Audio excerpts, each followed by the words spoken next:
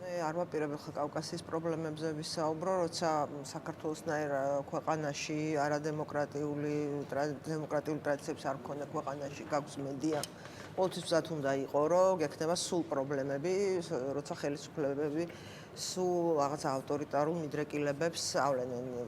მაგრამ ახლა კავკასიაზე არ ვლაპარაკო, პრობლემები ბევრად უფრო სერიოზულია, ვიდრე ერთი ტელევიზიის არსებობა ან არ არსებობა და სიმართლე გითხრათ, თუ ეს საქართველოს რუსეთი გახდა, მე არც მინდა ამ ქვეყანაში ტელევიზია საერთოდ და ვერ ვხედავ აზრს ახლა ტელევიზია კი არ მიხარია რომ ვაიმე ტელევიზია მაქვს არ არის საინტერესო, არაფერი აღარ იქნება საინტერესო, აღარც ტელევიზიის ქონა იქნება საინტერესო, აღარც სასახლის ქონა იქნება ამ ქვეყანაში საინტერესო, აღარც მილიონების ქონა ვიღაცას თუ გონია რომ ბედნიერი იქნება ეს ქვეყანა რომ გარუსეთდება და ის არაუშავს კაცს ვის მდიდარი იქნება და კარგად იქნება და რაღაცა კოცები რაღაც ორ კაპიკს გადაუგდებენ და იქ პუტინი რავი პენსიას დაუნიშნავს მერე ხო ვერ იქნება ამ ქვეყანაში ბედნიერი.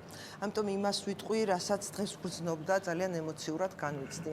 მე პირადად არ ვიცნობდი მზია ამაღლობელს არ ვიცნობ, თუმცა ეს ხელს არ მიშლის რომ ვაფასებდე ძალიან იმას, რასაც ის აკეთებს და რაც მას შექმნა ზუსტად იმის გამო, რაც თქვი, რომ აი ამ ქვეყანაში გქონდეს დამოუკიდებელი მედია, რომელიც არ არის არავის გავლენის ქვეშ, ნუ ცოტა გმირობის ტოლფასია და ფილმშიც ვნახეთ, ხო, რამდენი რამე გადაიტანეს ეთერმა და მზიამ და ხა შორიდან ჩვენ ვიცით ეს ყველაფერი ერთმანეთის საქმიანობა სულ ადევნებთ თვალყურს და მე პირადად ეს სოლიდარობა მაქვს უკვე რაღაც ავტომატიზმამდე მისული წლების განმავლობაში, იმიტომ რომ ზუსტად ვიცი რომ როცა მედიას ჩაგრავს ხელისუფლება, იქ კარგი არაფერი არ გამოვა, თუნდაც ერთი შეხედვით ჩანდეს რომ ეს შეიძლება კერძო ორ კერძო პირს შორის დავა, ასე შემდეგ იქ რაღაც 1000 ზღაპრები მოგვისმენია, ხო, რა ვიცი მე, რუსთავი საქმიდან დაწყებული, ფოტოგრაფების საქმით დამთავრებული კაცო მართლა ჯაშუშები ხო არ იყვნენ, მიუხედავად იმისა, რომ დღეს სამარცხვინოები არიან ის ფოტოგრაფები, სამარცხვინო ქოცები და უნამუსო ქოცები არიან,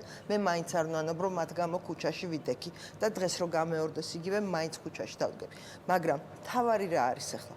მზიას დაჭერა არ არის შემთხვევითი. ეს არის ის, რასაც ჩვენ უნდათ რომ მიგვაჩვიონ.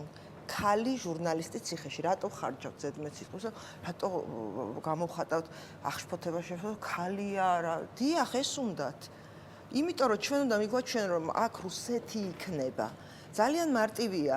ივანიშვილის ამოცან არის ძალაუფლების შენარჩუნება. გარდა ამისა, მას აქვს როგორ ჩანს ისეთი ვალდებულებები პუტინთან პირადად და რუსეთთან, რომელსაც ვერ ეხსნება, ხო? და რუსული მოდელის გარდა ის ამ ძალაუფლებას ვერანაირი მოდელით ვერ შეინარჩუნებს.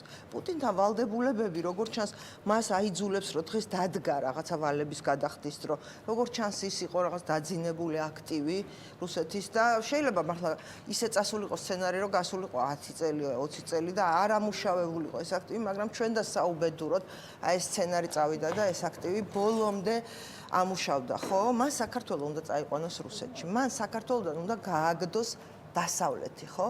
ამისათვის მას სჭირდება რომ ძალიან აი ხანდახან ხო შოქში ვარდებით, რომ აი ეს საიდან გამოიტანეს კაცო? აი deep state ხო დღემდე აი რაღაცა ბოდვითი კატეგორიის უმაღლესი კლასია, ხო? აი დღემდე რომ ვერ იგებ რაღაცა აგიხსნას. რა არის ეს? მაგრამ სინამდვილეში ის არის რომ წვალობენ, ყველაფერი რუსულია, რასაც ისინი ამბობენ, აკეთებენ, აი რომ დაждეთ და შეადაროთ, ხო?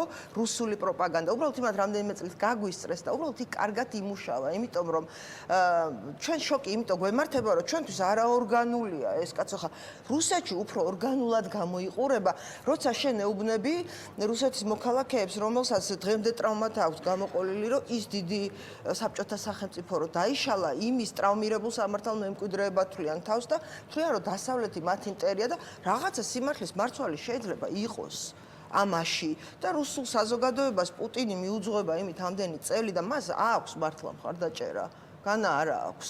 პროპაგანდით თუ რა თავიდან მქონდა, იმიტომ რომ მათ უთხრა რომ აი მე ძლიერ სახელმწიფოს გიშენებთ და ყველა მტერია, მტრის ხატი მაქსიმალურად გამოიყენა და დღეს უკვე იმ მდგომარეობამდე მისული რუსეთში სიტუაცია მედია აღარ არის, ყველა გაყარა ქვეყნიდან ციხეში ჩასვა, ქალი ჟურნალისტები ციხეში ჩასვა, ქალი ჟურნალისტები ქუჩაში დახოცა, აი ეს გააჩუმა, შეაშინა, ძალიან ბევრი გაიქცა მერე ქვეყნიდან. დღეს აი ამას გვიკეთებს ზუსტად ქართული ოცნება აქ და იმიტომ გვემართება შოკი, რომ უცებ უნდა რომ ჩაგვინაცვლოს ხა რუსი მოქალაქისგან განსხვავებით ჩვენ იმპერიული ამბიციები არ გქონია არასოდეს.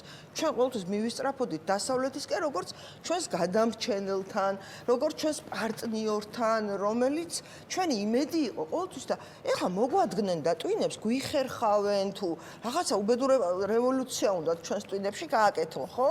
და არ გამოდის, იმიტომ რომ საქართველოს მოქალაქეობის უდიდესი ნაწილი სხვანაირად ფიქრობს და ამიტომ არის ეს პრობლემა, ამიტომ არის რომ აი მაქსიმალურ სისასტიკეზე მიდიან. უნდათ რაღაცა აბსურდული ფრონტის სტრატეგია აქვს გაჩაღებული, რომ აბსურდს უნდათ რომ მიგაჩვიონ ძალადობით. ეს კობახიძე რეალურად ხო ფსიქოტროპული იარაღია სინამდვილეში, ხო? პრემიერი არ არის, ხო?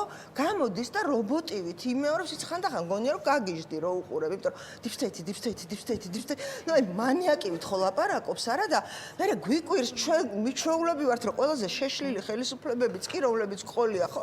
რაგაცინებთ, რაღაც ლოგიკას ექვემდებარებოდნენ, აი თქვათ არჩევნების წინ ცდილობდნენ რომ უფრო დამთმობები ყოფილიყვნენ, ხალხის გული მოეგვით. არა ესენი ბოლომდე სისასტიკეზე მიდიან, ამაზე ეგზნებიან, საკუთარ მომხრეებს ამით აღაგზნებენ და ისინიც ეუბნებიან, რომ დაჩეხეთ, დაიჭირეთ, მოკალით, თავებ დაუჩეჩქვეთ, გესმით? რაღაცა უბედურებას ატრიალებენ ამ ქვეყანაში, რუსეთზე უარეს ატრიალებენ ამ ქვეყანაში.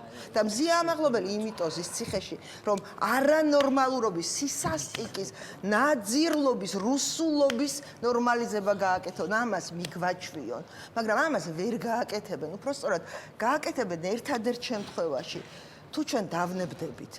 სანამ აი უკრაინის ამბავიც ესეა, ხო? სანამ უკრაინა არ იტყვის რომ ომი წავაგე, ის ომს არ წააგებს. სანამ ის არ დანებდება, უკრაინა ომს არ წააგებს. აი ჩვენც ესე ვართ, კი, უკრაინასთან შედარება ძალიან მათ მიაჩნიათ ამათ პროპაგანდას, უკრაინას როგორ ედრები. თავისუფლებისთვის იბრძვის ის ხალხი და ზელენსკის რო ადანაშაულებენ ხოლმე, აი ქოცები ამაზე ვგიშდები, რომ უკრაინელები ჩახოცა და ერთხელ არ უთქვამთ, ერთხელ არ წამოსდინეთ მილიონი რუსი რო ჩააწვინა პუტინმა საფლავში, ერთხელ არ უთქვამთ, რომ რატო ჩააწვინა, კაცო, ეს მილიონი რუსი საფლავში, ხო? და იმ რუსების დედებს იმის უფლება აღარ აქვს საფლავში, რომ ჩაუწვინა პუტინმა, რომ შვილი მოიკითხონ ფრონტზე, დეპეშა მაინც გაუგზავნონ, მესიჯი მაინც გაუგზავნონ, რომ შენი შვილი მოკუდა. არა, მაგის უფლებაც კი აღარ აქვს რუს დედას. აი ეგეთი საქართველო უნდათ, რომ აქ დაგვიმყარონ და ეგეთ საქართველოში ვერავინ ვერ იქნება ბედნიერი. აქ სასაფლაო, რუსული სასაფლაო ვერ იქნება. ამიტომ ვისაც როგორ შეგვიძლია, უნდა ვიდგეთ ერთმანეთის გვერდით. სოლიდარობა ეს უნდა იყოს რაღაცა აი ავტომატიზირებული. ყველამ თუ ჩვენ ეს არ გავაკეთეთ, სადაც ერთს უჭირს, ყველა ვართ იქ. ჩვენ უმძიმეს პერიოდი გვაქვს ახლა. მართლა ხანდახან კოშმარულ სიზმარში მგონია, თავი ვერ წარმომედგინა, ვერასოდეს ვერ დაუშვებ დღემდე. აი ხო ბევრს არ გჯერათ. აი სულ მინდა, შეგონია მიხარია? არა, აი კობახიძე რო გამოდიოდა 28 ნოემბერს, ვიცოდი რომ რაღაცა კოშმარი უნდა ეთქვა ხალხო. და ამათ გონიათ რომ ჩვენ გვიხარია, იმიტომ რომ deep state-მა დაგვავალა რომ მე ქუჩაში უნდა გამოვიდეთ, ფულები უნდა გვიხადონ და სახელმწიფო უნდა გადავაჭრო. აი ამ ცუდი სიტყვა მინდოდა მეთქო. აი ამ იდიოტობას უდებენ ამათ თავში. აი ჩვენ თანამშრომლებს კითხეთ თუ არ აი 28 აი ესე ვიჩექი კომპიუტერთან ღმერთო ის არ თქვას რისის აი იცი როგორ არ მინდოდა რომ აი საშინელება ეთქვა რაც თქვა რომ მე მორჩა ამ ქვეყანას ევროპული გზა ჩაუხერგეთ. აი ეს არის კოშმარი, ხანდახან არ მჯერა, რომ ეს ვინმე გაბედა ამ ქვეყანაში. მოკლედ ძალიან გავაგზავნე ისე გაგრძელდა ეს კაცო. ძალიან ემოციებში ვართ, ჩვენ ყველა ძალიან განვიცით იმას, რაც ხდება. ხო, მართალია, deep state-ს უხარია, მაგრამ ჩვენ ხო განვიცით ძალიან. ხო და მოკლედ ბოლომ ჩვენ დასაკარგი გვაქვს ძალიან ბევრი. ჩვენი სიცოცხლე გვაქვს დასაკარგი, რომელსაც ფასი არ ექნება. ჩვენ მოგვიწევს ამ ქვეყნიდან გაქცევა. ყველას. თუ მოვასწარეთ, ნუ იმედი მაქვს მოვასწრეთ და მე არსაცხოვრებას არ ექნება ფასი, ნინო. არსაცხოვრებას ჩვენს არსებობას არ ექნება ფასი, იმიტომ რომ ეს ხდება ძაღლური არსებობა. ამიტომ ჩვენ უკან დახევის უფლება არ გვაქვს.